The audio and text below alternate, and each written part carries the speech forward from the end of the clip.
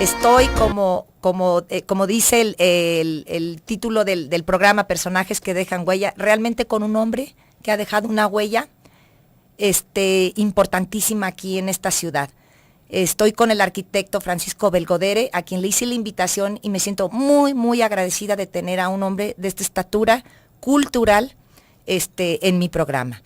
Y es un hombre que precisamente que con su trabajo y su esfuerzo, todo lo ha hecho él solo y ha derramado toda su sabiduría a quien ha querido escucharla, porque tuvo un programa de radio durante 22 años, que fue cuando yo lo conocí, en Radio Metrópoli, ¿estoy bien? Sí, sí. En Radio Metrópoli, que se llamaba Historia. No, la Metrópoli. La Metrópoli de ayer y hoy. Y yo era una asidua radio escucha de él y me encantaba porque aprendí de él porque tenía una habilidad para tocar todos los temas. Lo invité hoy, esta tarde, para hablar sobre lo que nosotros llamamos el Día de la Raza. Uh-huh. Y él nos va a explicar más bien el descubrimiento de América. Uh-huh. Muy bienvenido, arquitecto, y muchísimas gracias por haberme aceptado la invitación. Pues al revés, muchísimas gracias por invitarme y además por su atenta y amable presentación. Le agradezco mucho, desde todo corazón.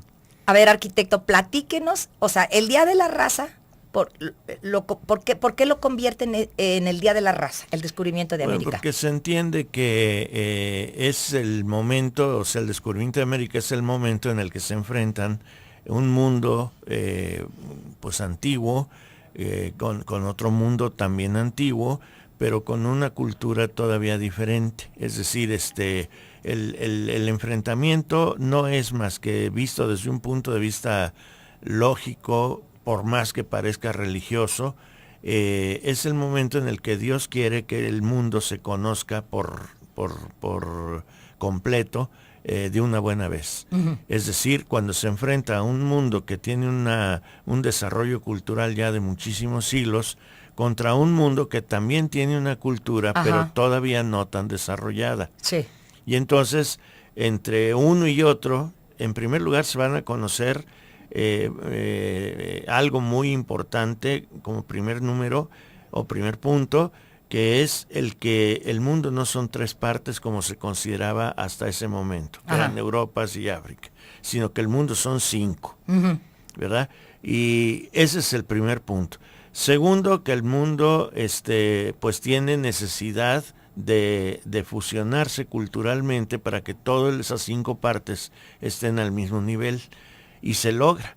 Eso es un trabajo que se logra pues aproximadamente, por lo menos aquí en lo que ahora es México, que fue el Virreinato de la Nueva España, que era enorme, en lo que va de 1521 a 1600. Uh-huh. Es decir, es un... Desde la conquista. Desde la conquista, sí. Es decir, en ese momento pues se encuentran con que el mundo de esta parte del mundo, del orbe, están en edad de pirámides, en edad de sacrificios humanos, sí, en edad de muchísimas cosas ya con una cultura profunda, pero todavía carente. ¿Por qué? Porque es el equivalente a la cultura de Egipto. Es decir, Egipto no fue ninguna nación ignorante, ni mucho menos. Simplemente pensar que las personas que momificaban, que en general eran los faraones, uh-huh, lo hicieron con un procedimiento que todavía hoy, con toda nuestra ciencia y nuestra sabiduría, y con todo lo que sabe el mundo de hoy, todavía no saben cómo le hacían los egipcios. Sí. ¿No? Todavía no. Sí. Entonces, de ese nivel era la cultura, pero no era una cultura paralela. No, aquí en América sí era paralela. Sí, es decir, con la europea. Exactamente, es decir, Egipto, recuerde usted sí, que en Egipto hay pirámides, sí, y claro, había sacrificios humanos. Aquí igual, ¿no? Que las pirámides no eran iguales, bueno, es que es otra cultura, ¿no? Pero eran pirámides. Sí. Entonces, a partir de ahí hay varios momentos. Está Grecia. Sí, claro. Luego el periodo romano, uh-huh, luego el periodo cristiano, 5 siglos, sí, después de que nació Cristo hasta el siglo V, luego toda la Edad, uh-huh, Media, que duró 1000 años, sí, y luego el Renacimiento, que es el momento en el que se descubre América. Entonces, de ahí, de Egipto al Renacimiento, que son un montón de siglos, sí. ¿verdad? Que estamos hablando de unos 7,000 años sí. antes de Cristo, ¿verdad? Sí. De 700, perdón, antes sí. de Cristo, hasta el Renacimiento, que es a partir del siglo XVI, por decirlo en números redondos, pues son muchos siglos. Muchos. Y todo eso, nuestra gente, la gente de aquí, de la Nueva España y de América, todo ese tiempo se lo vivieron de un solo sorbo, de unos cuantos años, que van de 1521 a 1600. ¿Verdad? Y entonces en el año 1600 están al parejo todo lo que hoy es América, bueno, digamos que del Río Bravo para abajo, ¿verdad? Y buena parte de Oceanía, de lo que hoy es Oceanía. Estamos al parejo con Europa. Y claro, en ese ir al parejo hay mezcla de cosas, es decir, de Europa vienen unas cosas acá que se insertan acá, y de aquí van otras cosas para allá que se insertan allá. Entonces el mundo se enriquece. La conclusión fue esa, que hubo un enriquecimiento general del mundo, un conocimiento general del mundo, es decir, a partir de entonces, de que Colón llega a esta tierra, todavía pasarán unos años hasta 1522, que es cuando regresa la última nave de 5 que habían salido para el viaje de circunnavegación de la Tierra. Una sola nave llegó, tan solo con 18 tripulantes de los 600 y tantos que habían, eran 200 y tantos los que habían salido de España. Y en ese momento que llega esta nave, que no puedo acordar ahorita cómo se llamaba, llegan a dar gracias a la primera iglesia de donde llegaron, o sea, en la barra de Navidad, en Sanlúcar, y Santa María de Barrameda se llama, y ahí dan gracias de que habían dado la vuelta al mundo y de todo el conocimiento que habían logrado, porque entonces a partir de ese momento que inició Colón, el 12 de octubre de 1492, a partir de ese momento ya se sabe que el mundo solo tiene 5 partes, que hay 2 hemisferios, que es un hemisferio norte y un hemisferio sur, que si en el norte es verano, en el sur es invierno, que están al revés, que si le dan la vuelta al mundo se gana un día, ¿verdad? Y etcétera. Es decir, el momento del descubrimiento de América no es tan ociosamente fácil como lo entienden muchos hoy día, que incluso se atreven o se han atrevido a ir a tirarle pintura roja al monumento de Cristóbal Colón en la Ciudad de México, en el Paseo de la Reforma, o a tratar de derribarlo tirándolo con cuerdas. Afortunadamente ha estado muy bien anclado esa obra de arte. Insisto que es una obra de arte porque es francés, se hizo en Francia, y cuando se terminó, los franceses dijeron, bueno, ¿cómo es posible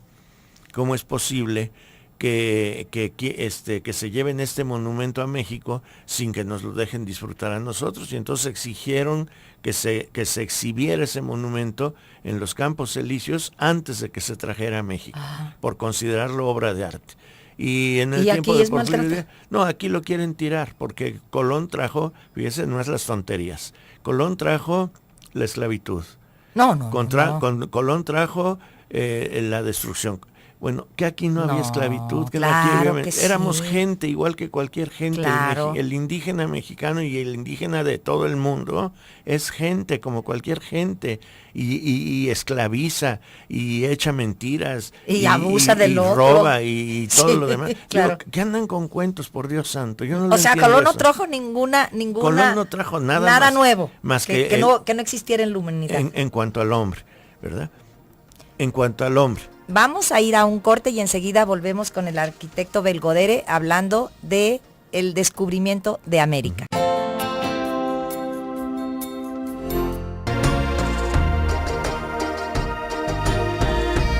Estamos hablando del descubrimiento de América y me estaba usted platicando, arquitecto, que aquí han tratado de tirar la escultura de Cristóbal Colón, que porque él había traído muchas cosas aquí a México.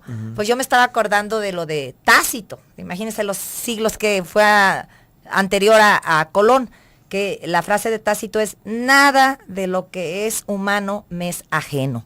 O sea, que toda la vida ha habido lo mismo. Claro. Entonces, como Colón, ¿por qué iba a querer descubrir una tierra que ni sabía en primer lugar a dónde venía exactamente? Y además era un hombre navegante. Él tenía esa misión de buscar las Indias, que llega aquí pues por casualidad. A ver, ahora le cedo la palabra. Bueno, sí, Cristóbal Colón fue un hombre muy navegante desde niño, hizo algunos viajes, en alguna ocasión naufragó, fue cuando tuvo la oportunidad de conocer a otras gentes, a otros idiomas, en fin. Fue de una experiencia como navegante impresionante. De alguna forma tuvo oportunidad de foguearse desde muy niño en el asunto, pero también le dio por leer al respecto. Sí. Entonces él, ya interesado en el mar, se metió alguna vez leyó que el otro lado, considerando que el mundo era una esfera, leyó que del otro lado de la tierra que ellos vivían, que era la gran península aquella que es Europa y África, muy cerca estaba la otra parte del mundo, o sea, la parte de atrás de Europa, que es Asia. Entonces él se interesó por ese punto y de alguna manera se puso a estudiar. Y entonces se metió desde los más antiguos griegos sí, claro que sí. A saber cómo era el mundo, qué distancia había. Había unos errores del tamaño del mundo, porque le decían que eran 20,000 y pico millas marinas de las entonces, pero resultó que eran casi 150, ¿no? Y cosas por el estilo.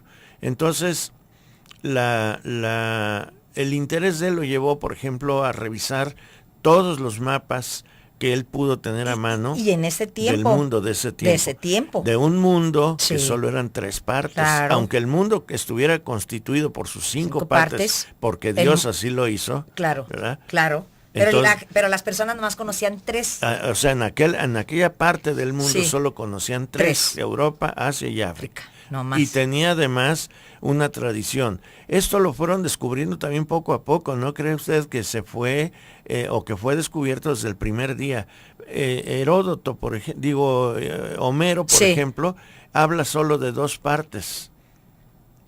Ya viene Heródoto y habla de 3. Sí. ¿Verdad? Y luego viene Heráclito y le dice, sí, son 3, pero momento, no es la Libia no está la Libia formando parte de Asia, sino de Egipto, ¿verdad? Sí. Y después, pues hasta San Agustín lo asegura y dice que el mundo son 3 partes porque es la representación de la Trinidad de Dios y que no puede haber más gente en otra parte que solo en el mundo, porque el mundo es el lugar que Dios escogió para poner al hombre que está hecho imagen y semejanza de él, ¿verdad? Entonces, que la idea del mundo 3 partes era totalmente sólida de muchísimos siglos, desde los griegos, ¿verdad?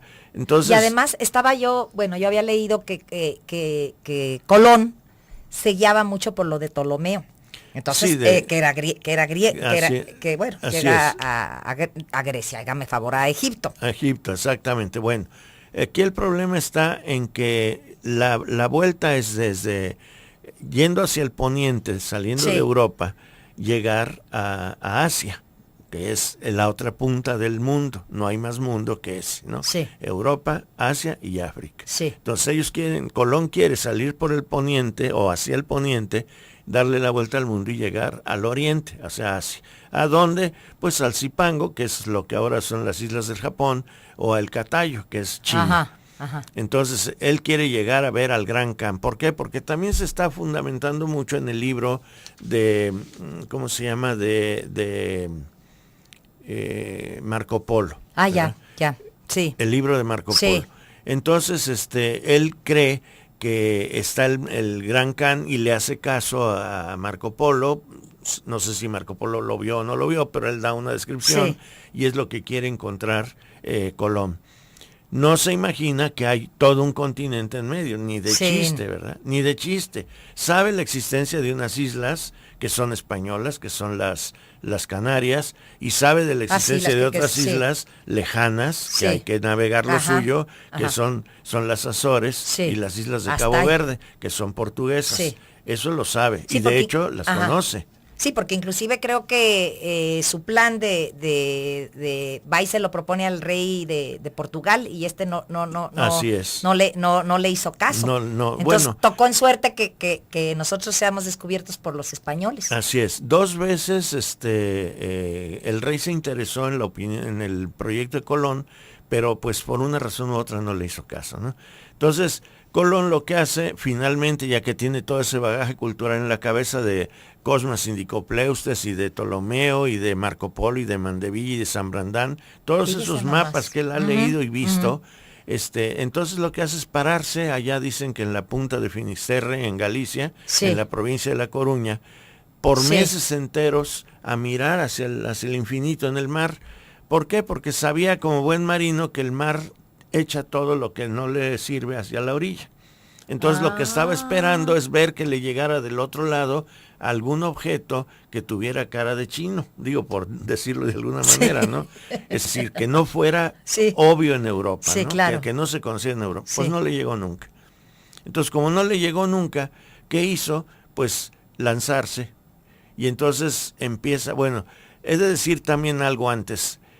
Lo referente al descubrimiento de América y lo referente a Colón y a los viajes, hay tantas versiones que no Sí. sabe uno ¿Cuál es la realmente verdadera? cuál es la verdadera, ¿no? Hay unas que son muy radicales para un lado, hay otras que son radicales para el otro, muy pocas son muy centradas, ¿verdad? Pero bueno, entonces aquí, entre estas versiones, predomina una, que es que Colón, cuando se hartó de estar frente al mar y no ver nada, tomó la decisión ya en Ajá. caliente de darle la vuelta al mundo porque por alguna razón no quiso hacerlo en España. Y entonces aquí vienen las opiniones de muchos historiadores de por qué no quiso hacerlo en España y por qué se le fue a dar la vuelta al mundo, ¿no? Entonces, todos los reyes europeos, dicen, fueron visitados por Colón Ajá. y ninguno lo tomó en serio. Sí.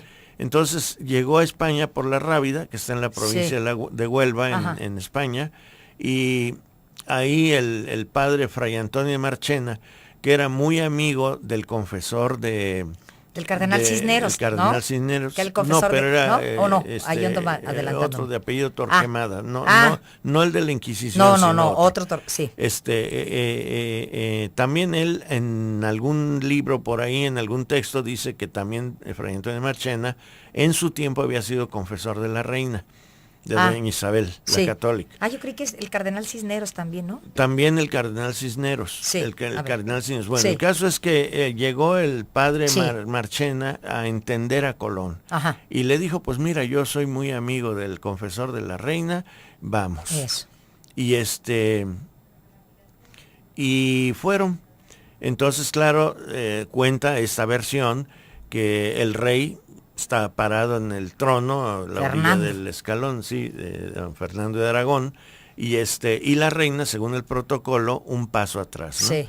Entonces, ella oyó lo que Colón le contó Ajá. el proyecto, y Fernando de Aragón le dice, me interesa tu proyecto. Ay, a mí se me hacía un hombre ¿Verdad? brillantísimo. Me Fernando. interesa, pero hay un problema. Ajá. Estamos metidos en el asunto de la expulsión de los musulmanes del Sí, rey de los de moros. España, Ujú. ¿verdad? De Granada concretamente. Entonces, Colón se entendió, se dio la vuelta muy triste y se fue, pero cuenta esta versión que la reina llamó a uno de sus pajes y le Sí. dijo, tráeme a ese hombre. Sí. Y fueron, lo buscaban, vino Colón, y entonces más optimista, y la reina, a ver, dime otra vez tu proyecto. Y que le pareció bien, y le dice, me parece muy bien el proyecto, pero sí es cierto, no tenemos dinero, estamos metidos en gastos por la guerra. Y de alguna manera, la guerra para expulsar al último moro que quedaba en Granada. Y de alguna manera, me interesa el proyecto. No tenemos ese dinero que se necesita por estar metidos en eso, pero yo voy a buscar el dinero. Y inventa un procedimiento que, aunque los ingleses digan que lo inventaron ellos, pues fue la reina Isabel la Católica. El procedimiento es uno: tú me das prestado dinero y yo te lo devuelvo con un interés. Ajá. ¿Verdad? Que es el principio de los bancos, ¿no? Sí, claro. Entonces ella buscó gente que lo pudiera ayudar. ¿Y era el ¿verdad? el duque de Medinaceli? No. Ah. No, fueron muchísimas ¿Sí? gentes. Digo, de los más ricos fueron los hermanos Pinzón. Los hermanos Pinzón, que son los que tienen que hacen las carabelas, ¿verdad? Así es. Tienen unos primos que son los hermanos Niño Sí. y varias familias. Ahorita se me está yendo el nombre de un solo señor que dio 1.114.000 maravedís Sí. para la empresa. ¿Cómo se llama? Pero Sí. ahorita se me fue Sí. el nombre. Pero el dinero se consiguió. Sí.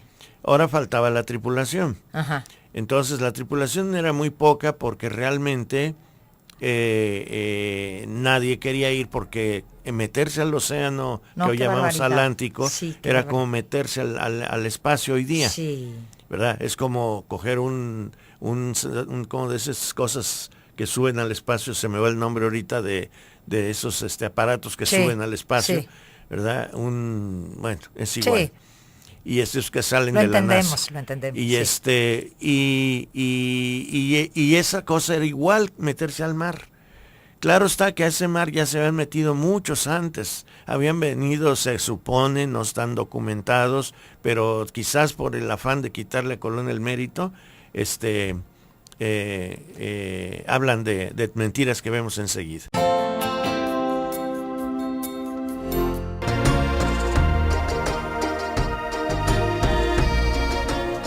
Mire, arquitecto, me escribe Mari Gómez, dice: felicidades, Maya, por este programa lleno de cultura. Nosotros que estamos lejos, es una delicia escuchar la historia de México desde otro punto de vista. Es que ella habla desde Baltimore. Pues A ver, muchísimas gracias a su llamada. prosiga. Muy amable. Sí, estábamos en el punto de que de los dineros. de que la reina Sí. va a conseguir Consigue. a como dé lugar lo que tenía que conseguir. Pues los hermanos Pinzón ponen dos carabelas, una mayor que la otra, aunque hay otros textos que dicen que la carabela, la niña, que era la más pequeñita, Sí. la pusieron los hermanos Niño, pero como Sí. le digo, en este gran mosaico, en este gran menú de historias en torno Ajá. al mismo asunto, no sabía uno por dónde irse. El caso es que esas dos eran carabelas, está probado. Pero la Santa María, que era Sí. la que iba a ser Sí. la real, Sí. pues la llamamos por costumbre carabela, pero Sí, realmente no era una carabela, era una carraca, o lo que también llamaban una nao. La carraca había mayores y menores, esta era una carraca menor. La carraca era un barco muy pesado, contrario Sí. a las carabelas, porque las carabelas podían bolinear, o sea, moverse fácilmente, voltearse Sí. en el mar de un lado Sí. al otro, y eran muy ágiles, eran muy, para caminar, Sí. caminaban ligeras. Sí. Y la carraca no. A mí me suena peligrosísimo, de todos modos. La carraca O era sea, muy pesada, sí. muy lenta para hacer sus movimientos, pero cargaba mucho. Esa carraca se llamaba La Gallega porque había sido construida en Galicia y era la más viejita de todas, había sido construida en 1480. La había usado un cartógrafo de los reyes, que era Juan de la Cosa, para hacer los mapas recorriendo todo el litoral de Europa y fundamentalmente de España. Y pues este era un barco ya viejo, medio abandonado, y conocido Juan de la Cosa por los reyes, puesto que trabajaba con ellos, le pidió la reina que se la vendiera. Juan de la Cosa se la vendió barata, y la reina pues la mandó carenar, o sea, arreglar para que estuviera en condiciones. Ajá. Otro gasto más, ¿no? Pero carabela usada. Obviamente, al convertirse en la nao principal, se llamaría la Santa María. ¿Verdad? Ajá. Y entonces quedan constituidas las tres. Sí. ¿De qué tamaño eran? Bueno, pues según las réplicas que están por allá en Huelva, a ver. La carraca medía casi 30 metros, 29 y feria. Ay, pues chiquitas. Luego la pinta medía creo que 26. y la niña 21. O sea, eran sumamente chiquitas. La carraca tenía de ancho 7 metros. Ay, no. ¿Verdad? Es Qué decir, bárbaros, qué intrépidos. Eran francamente... Sí, qué bárbaros. Ahí están las réplicas Sí, en Huelva. Sí. Están las 3. Yo en Génova. Y en sí, bueno, porque ya ve que a Colón hay desde eso le iba a decir. otro punto. De eso le iba a decir, arquitecto, a mí, mire, perdone esta digresión, pero a mí el personaje de Colón, a mí se me hace tanta la injusticia que se le ha hecho a mí. Ni siquiera su nacimiento se lo han dejado siempre a especulaciones, que si era de Génova, no, que si era hijo de un judío naturalizado y que si no, y que sí, que porque sus conocimientos de Biblia que tenía Colón, que no era nada raro en un hombre del siglo XV, o sí, ¿verdad? Sí, XV, que tuviera conocimientos de Biblia, que si no, que si era de acá. Bueno, ni siquiera lo han dejado tranquilo hasta que era de Génova. Luego no se le hizo, ni siquiera este continente lleva su nombre. Sí, lo lleva el de Américo Vespucio.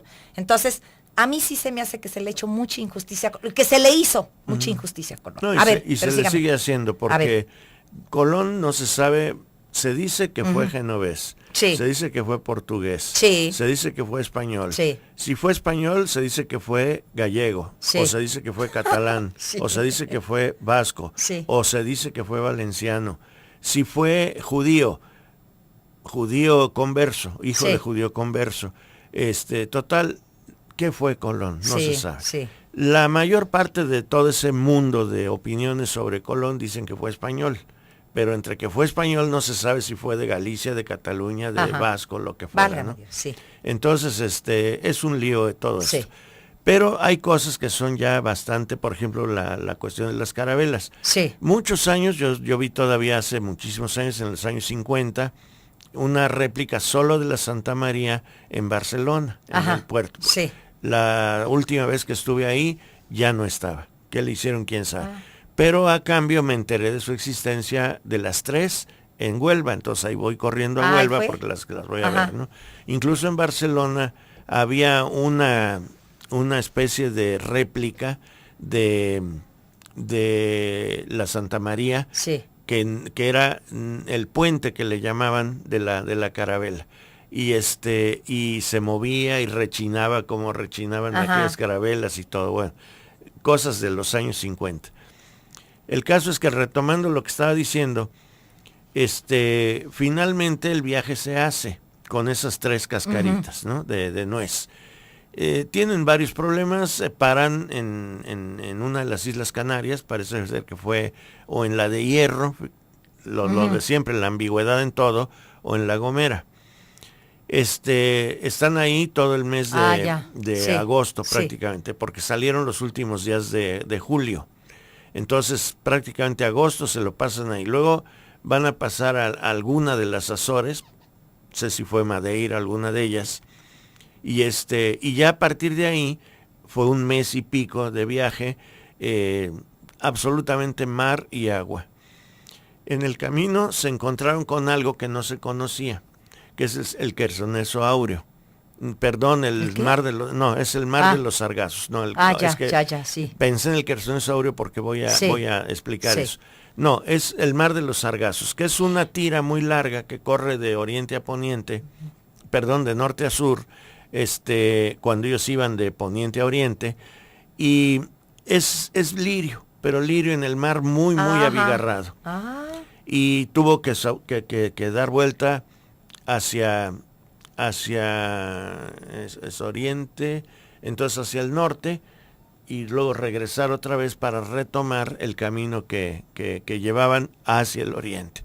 Entonces, ¿qué idea lleva Colón en ese viaje?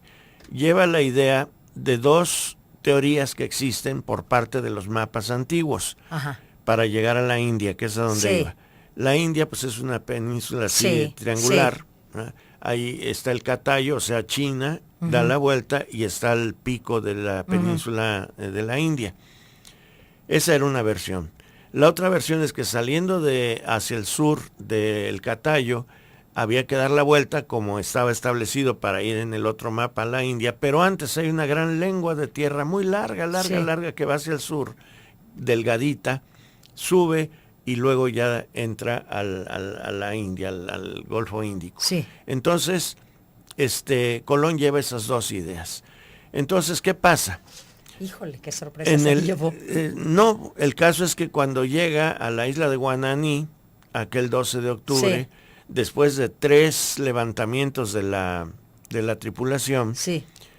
cuando llegan ahí, que por cierto... Fíjese todo lo que pasó, qué barbaridad. Sí, llegan, toman aquello como estaba establecido en la ley, porque iban 2 notarios con él, y siempre en toda flota española, cada barco llevaba 2 notarios y 2 sacerdotes. Ajá. Por lo que fuera. Si se moría uno en el camino, quedaba el otro, ¿no? Sí. Entonces, eso era de ley desde ese momento, que fue un viaje ya importante. Entonces, leen aquella ley de cómo van a llegar, que vienen en son de paz, Sí. nombre de Dios, en nombre de su majestad. Sí, cierto, como se lo retrata. Pero en latín, ¿verdad? Ajá, sí. Y los indígenas, pues allá abajo, en tierra, parados, porque todavía no se bajan, todo aquello tenía que ser el protocolo desde el barco. Ajá. Entonces, que es como nos lo pinta la historia, sí. Entonces, leyeron, los indígenas por supuesto ni oyeron, porque no traían micrófono, ni entendían el latín, pero ellos ya habían cumplido. Es decir, desde luego, desde el punto conciencia, ya habían hecho ya habían hecho lo que debía de hacer, ¿no? Obediencia y conciencia. Ahora bien, se bajan, entran, llegan a tierra, los indígenas los reciben de paz, eran nobles, tranquilos, ¿no? Azorados. ¿Qué es lo que hace Colón? Hincarse, poner una rodilla en tierra, clavar una cruz y luego clavar una espada. Ajá. Es decir, esta tierra, después de hincarse, rezó un Padre Nuestro, hincó la cruz, hincó la espada. Está tomando simbólicamente la tierra en nombre de Dios y de su majestad. Ajá. La cruz Dios y Jesús, Sí. la espada su majestad. Entonces, está en libertad de seguir adelante. Los indígenas están tranquilos, no les hace nada. A esa la ponen la Isabela, aunque por ahí otros dicen que se llamó la Española y Ay, otros, de veras, ¿verdad? sí, Le sí cambian se ha habido. el nombre. Sí. Ay, no, yo creo que más bien le ha de haber sido la Isabela. La Isabela porque Pues estaba sí, en es honor de la lógico, reina, claro. ¿no? Por lógica. Y se llama Guananí, era una de las Bahamas. Y estando ahí, pues empiezan a pensar en hacer los viajes, porque las Bahamas, pues es una, ¿cómo se llama? Ahí se me fue el nombre del grupo de islas. Sí, pero sí, yo también. Se me va, Sí, bueno. ahorita me lo... ¿Bermudas? No, ¿verdad? No, las Bermudas son todas las islas, pero son un núcleo de Ah, islas que son igual a lo que era el Catayo, o sea, Japón. Ah, eso sí. Y ellos creen que están ahí en el Sí. Catayo, aunque no están viendo ninguno de los elementos que marca Marco Polo, o sea, elefantes, o sea, gente con los ojos todo, rasgados, sí, eso no lo ve. Entonces les da por ir a buscar eso, Ajá. porque dicen, a lo mejor esta no, pero otra sí, y se empiezan a ver, pero hay una revuelta. Entonces Colón les dice que en un momento... En un momento vamos a una pausa y enseguida regresamos con ustedes con personajes que dejan huella.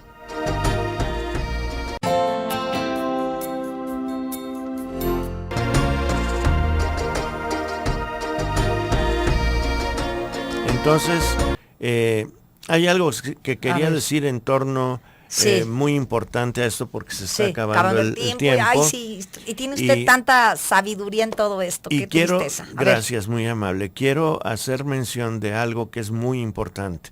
Hablábamos hace un rato de que hay gente que quiere... La injusticia que se le ha hecho a Colón. Sí, y gente que quiere tirar el monumento y le echan pintura roja. Le han echado, no sé si todavía en el 12 de octubre, al monumento de Cristóbal Colón en el Paseo de la Reforma en la Ciudad de México. Yo no sé qué pensar esta gente, por supuesto es gente manipulada, gente que no piensa por sí misma, pero... Lo malo no veo yo en esa gente que finalmente pues son ignorantes, ¿no? Lo malo lo veo en la gente que teniendo un poco de facilidad para pensar, para razonar, para hacer las cosas, no lo hace. Porque si lo hicieran, claro, yo sé que sí lo hacen y que lo que están haciendo y diciendo lo hacen y dicen por algún interés bastardo, que puede ser interés político, interés ideológico, interés cultural, etcétera, ¿no? Aquí la cosa es esta. Colón no fue ningún iluminado, para empezar.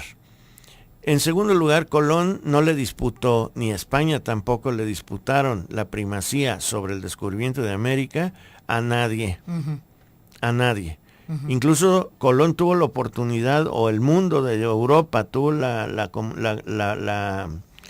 ya se me fue la otra palabra. No importa. Se me fue tuvo la oportunidad, sí, está bien, de ofrecerle a toda Europa el que el mérito fuera para ellos. Claro. No lo quisieron. Claro. No. El descubrimiento de América entonces es una cosa fortuita, ciertamente, porque como iba yo a decir hace un rato, viajaron antes otros, nunca se quedó establecido formalmente, pero es de suponerse porque eran pueblos navegantes, los fenicios, sí, los cartagineses, los portugueses. ¿verdad? Los portugueses hasta el siglo XV. Pero antes, Eric el Rojo y sí, todos esos, mucho ¿no? que tiempo, se supone que habían llegado. Así es, mucho tiempo antes, sí. ¿verdad?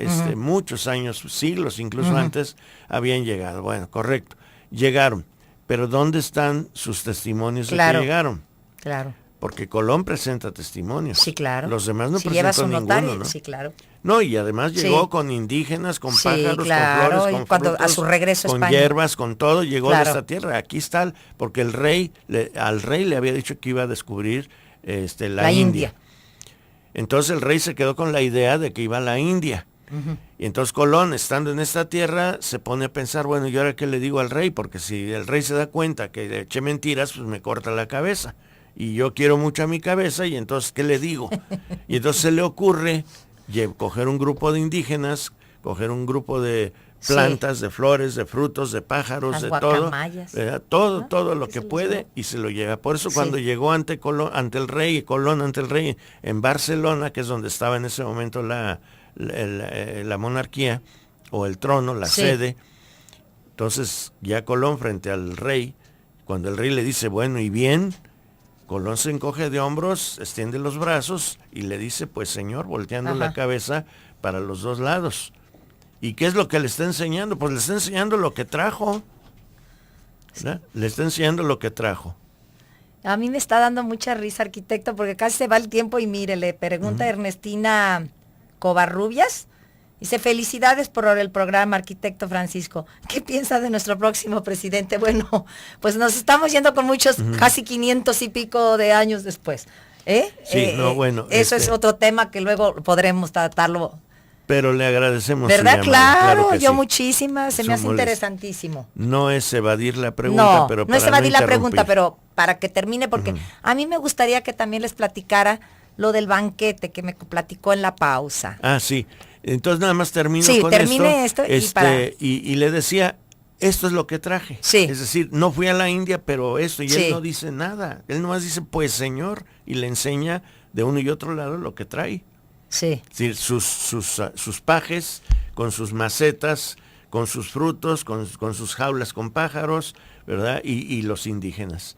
Y la reina, cuando ve a los indígenas, incluso se sabe que se acerca y le hace algún cariño a uno y les dice a todos, hijitos míos. Sí. Y vuelve a subir al trono y exige que en ese momento regresen a su tierra, porque ahí se van a sentir mal porque es otro ambiente, que se los lleven a su tierra, cosa que a Colón le debe haber dado un gusto enorme, porque entonces le dan la oportunidad de un segundo viaje. De un segundo viaje, ¿verdad? Claro. Y además cristianizarlos. Sí. Entonces el compromiso queda para cristianizarlos. ¿De dónde sacan que Colón vino a hacer cosas malas? No. ¿Verdad?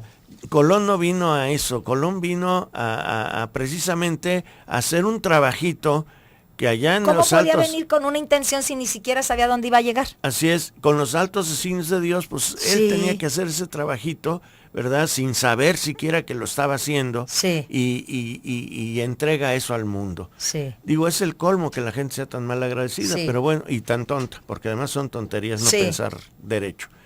De alguna manera, lo que me decía usted del banquete, la envidia es una de las cosas que han fastidiado a Colón siempre. Por todos los medios. Y allá en España se le hizo un banquete después del descubrimiento. Y esto fue muy curioso porque es una mesa muy larga con cientos de invitados, todos riéndose, todos burlándose de Colón, de su trabajo, que si esto es muy fácil, que cualquiera lo hace, hasta que se hartó Colón, vio que en el centro de la mesa ¡Qué barbaridad! había una cesta, una fuente que tenía huevos de gallina, y se levanta Colón al tiempo que toma un huevo y les dice, señores, ¿ven ustedes este huevo? Yo le voy a pedir a alguien que lo pueda parar por uno de sus picos, de sus extremos, ¿verdad? Y se lo dio al primero. El huevo dio la vuelta por todos los ciento y tantos invitados, nadie lo pudo parar. Y cuando Colón, llega el huevo a Colón, Colón lo coge y pues ese huevo se para así, y lo aplastó de una punta y el huevo quedó parado. Si lo rompió, aplastándolo de una punta, le dice, así de fácil fue mi trabajo, ¿verdad? Y eso fue muy elocuente, ¿no? Claro. Mire, arquitecto, también le llamó Rosario. Y dice, arquitecto, yo creo mucho en sus investigaciones. ¿Me puede recomendar algún libro que tenga credibilidad? ¿O hay algún libro de usted? Bueno, es que no tuve tiempo de decir todo el currículum que tiene. ¿Cuántos libros ha escrito? Hasta ahorita 22 ya 22 publicados. Libros publicados. ¿Dónde se pueden encontrar sus libros, arquitecto? Pues ahorita ya están muchos agotados, porque el primero fue en 1970. Entonces ya están agotados, pero no sé si haya todavía, acaba de salir uno que no sé si ya lo pusieron en circulación, sobre la antigua hacienda de Atequiza y el teatro que hay ahí. Pero yo de este tema de Cristóbal Colón no he escrito ninguno, bueno, directamente sobre el tema, sí he tocado el tema en algunos textos. Lo que quería decir es que hay un libro que es muy bueno sobre el asunto Cristóbal Colón, de Alberto Caturelli. Alberto Caturelli es el autor, pero el título no me acuerdo en este momento. Yo creo que con el autor basta. No, es que ha escrito muchísimo. Pues que busque con el tema de Colón, ¿verdad? Sí. A Rosario. Es un libro ella lo buscar el tema de Colón. Sí, es un libro que tiene en la portada una pintura de Dalí. Con la esposa ahí retratada. Él siempre pintó a Gala, su mujer, ¿verdad? Y tiene letras doradas, no me acuerdo el título ahorita. Es que yo no sé si ya me estoy haciendo viejo, pero últimamente se me están olvidando muchas cosas. No, yo creo que es la acumulación de sabiduría que tiene. No se cree. Y sí es muy trabajoso tener todos los datos inmediatos. Arquitecto, y entonces, ¿usted está de acuerdo conmigo o no de que sí es una injusticia que este continente no se llame Colombia? Por supuesto. Como siquiera que existe un país que se llame Colombia. Sí, por supuesto, es una injusticia porque Colón fue bueno. Cuando veníamos caminando me venía hablando precisamente de eso, de que ser bueno no es buen negocio. No, pero lo dicen en la película del Padrino, que le decía yo que me impresiona. El ser bueno no es buen negocio. Así es. Arquitecto, nos quedan 2 minutos. Yo voy a guardar silencio para que usted lo termine el programa y yo nomás anticipadamente le doy muchísimas gracias por haberme aceptado. Preocupe, muchas gracias. Pues encantado de venir y de servirla y de servir a nuestro público. Yo nada más decir como conclusión que hay que entender que gracias a Cristóbal Colón se supo que el mundo eran 5 partes, porque posteriormente a ese viaje se logró hacer el otro, el de circunnavegación, y que gracias a Colón el mundo quedó constituido en uno solo, es decir, ya no eran 3 partes, sino son 5 y ni una sola más. Y queda constituido entonces todo este mundo para unirse, para trabajar unido, que lo ha hecho. Con deficiencias, desgraciadamente, porque somos hombres, porque somos seres humanos, y de alguna manera cometemos errores, nos equivocamos, pero el mundo va caminando, finalmente todos juntos.